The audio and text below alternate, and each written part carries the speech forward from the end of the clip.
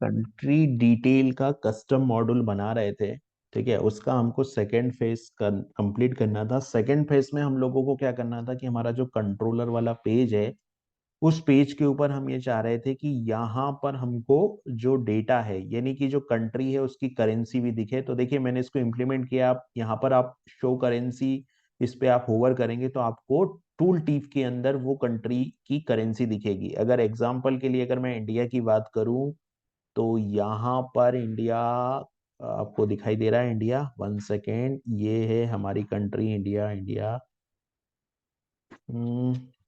हम लोग सर्च कर लेते हैं। कंट्रोल एफ करता हूं मैं, और कंट्रोल एफ करके यहाँ पे इंडिया पे जाते हैं हम लोग। ये इंडिया जो है वो यहाँ पर ये कंट्री आ गई इंडिया। तो इंडिया पे अगर मैं जाऊंगा तो इंडियन रूपी, ये दिख रही है करेंसी इंडिया की। ठीक है, इसी तरीके से जो भी कंट्री पे आप जाओगे वहां पे उस कंट्री का जिसे जो भी है, जो भी कंट्री है उस कंट्री की, जैसे जापान पे आप जाओगे तो जो भी कंट्री है उसकी करेंसी यहाँ पर दिखाई देगी। ठीक है, अभी इसको लाने के लिए मैंने क्या किया है कि यहाँ पे कंट्री दिखे।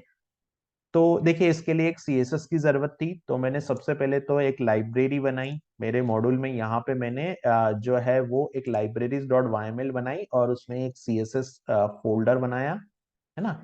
ये लाइब्रेरी बनाई, इसमें एक सीएसएस फोल्डर बनाया और इस सीएसएस, ये सीएसएस लिख दी सिंपल। ये एचटीएमएल सीएसएस से टूल टिप आ रहा है। ठीक है, अब इस लाइब्रेरी को अटैच कैसे किया मैंने, तो कंट्रोलर के अंदर लाइब्रेरी को अटैच कैसे करते हैं वो भी हम लोग यहाँ पर देखेंगे। तो ये कंट्रोलर है, इस कंट्रोलर के अंदर मैंने यहाँ पे अटैच, और अटैच में लाइब्रेरी, और ये मॉड्यूल का नेम और ये लाइब्रेरी का नेम। तो यहाँ से जो लाइब्रेरी है वो अटैच हो गई। सिंपल, ये लाइब्रेरी अटैच कर दी मैंने यहाँ पे। अब जो दूसरा काम हमारा बचा था वो क्या बचा था कि हमको कंट्री का डेटा भी लाना था। तो कंट्री का डेटा लाने के लिए हमने जो सर्विस बनाई थी country detail APP dot PHP, इसमें मैंने थोड़ा सा करेक्शन किया है इस यूआरएल में। इस यूआरएल में मैंने field is equal to name और field is equal to currency, यानी कि एक फील्ड और ऐड कर दी। तो ये एंड पॉइंट जो है मैंने अपडेट कर दिया।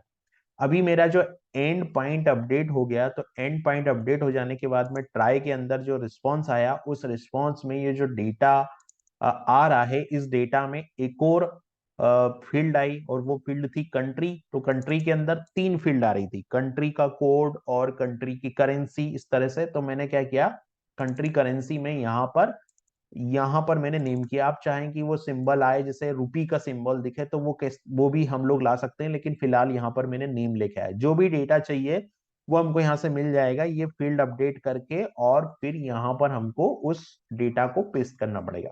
सिंपल।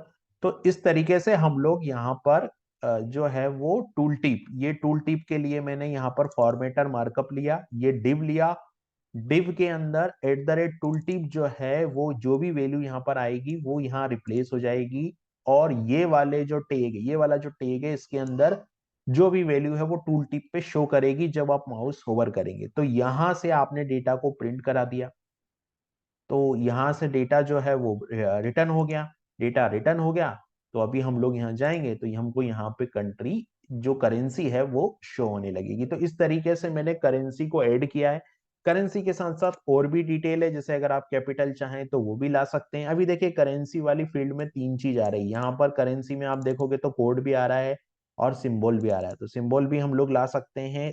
हमको सिर्फ यहाँ पे इसको अपडेट करना पड़ेगा, क्योंकि ये जो अरे आ रहा है उसमें तीन वैल्यू है, कोड, नेम और ये। तो इस तरीके से भी हम लोग कर सकते हैं। तो ऐसे करके हम लोग यहाँ पर ये जो है फाइनली, ये जो एप्लीकेशन है वो हमारी कंप्लीट हो गई। हम लोगों ने इतना ही टारगेट यहाँ पर रखा था कि हम यहाँ जो भी वैल्यू को शो करेंगे वो जो वैल्यू है वो यहाँ पर हमको दिखाई दे। तो इस तरीके से हम लोग यहाँ पर करेंसी को टूल टिप के अंदर शो कर सकते हैं।